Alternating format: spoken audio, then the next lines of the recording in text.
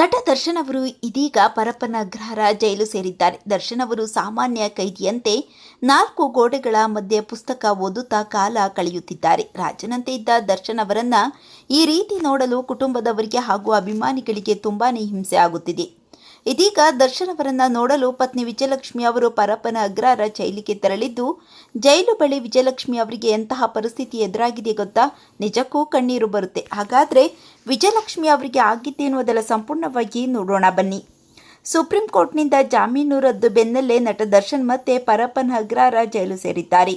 ಸೋಮವಾರ ಪತಿಯನ್ನ ನೋಡೋಕೆ ತೆರಳಿದ್ದ ಪತ್ನಿ ವಿಜಯಲಕ್ಷ್ಮಿ ಅವರನ್ನ ದರ್ಶನ್ ನೋಡಲು ಬಿಟ್ಟಿಲ್ಲ. ಸಾಕಷ್ಟು ಸಮಯ ಪರಪ್ಪನ ಅಗ್ರಹಾರ ಜೈಲಿನ ಗೇಟ್ ಬಳಿ ಕಾದು ಸುಸ್ತಾಗಿದ್ದಾರೆ ವಿಜಯಲಕ್ಷ್ಮಿ.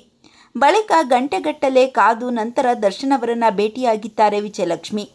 ಚಿತ್ರದುರ್ಗದ ರೇಣುಕಾಸ್ವಾಮಿ ಕೊಲೆ ಪ್ರಕರಣದಲ್ಲಿ ನಟ ದರ್ಶನ್ 2ನೇ ಬಾರಿ ಜೈಲು ಸೇರಿದ್ದಾರೆ. ಈ ಹಿಂದೆ ದರ್ಶನ್ ಜೈಲಿನಲ್ಲಿದ್ದಾಗ VIP ಟ್ರೀಟ್ಮೆಂಟ್ ಸಿಗುತ್ತಿತ್ತು. ಜೊತೆಗೆ ವಿಜಯಲಕ್ಷ್ಮಿ ಹಾಗೂ ಕುಟುಂಬಸ್ಥರು ಕೂಡ ಸ್ಪೆಷಲ್ ಎಂಟ್ರಿಯಲ್ಲಿ ಬಂದು ದರ್ಶನ್ ಅವರನ್ನು ಭೇಟಿಯಾಗುತ್ತಿದ್ದರು. ಆಗ 5 ನಿಮಿಷ ಕಾದರೆ ಸಾಕು ದರ್ಶನ್ ಸಿಗುತ್ತಿದ್ದರು. ಆದರೆ ಈ ಬಾರಿ ಸುಪ್ರೀಂ ಕೋರ್ಟ್ನಿಂದ ಸ್ಟ್ರಿಕ್ಟ್ ಆದೇಶ ಬೆನ್ನಲ್ಲೇ ದರ್ಶನ್ಗೆ VIP ಟ್ರೀಟ್ಮೆಂಟ್ ಬಂದ್ ಆಗಿದೆ.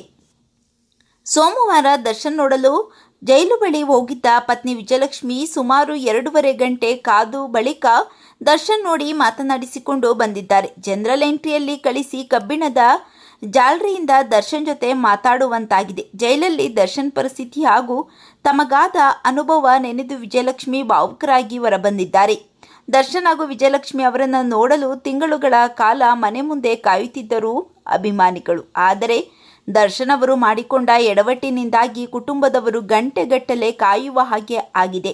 ನಟ ದರ್ಶನ್ ಅವರ ಬಗ್ಗೆ ನಿಮ್ಮ ಅನಿಸಿಕೆಗಳನ್ನು ಕಾಮೆಂಟ್ ಮಾಡಿ ತಿಳಿಸಿ.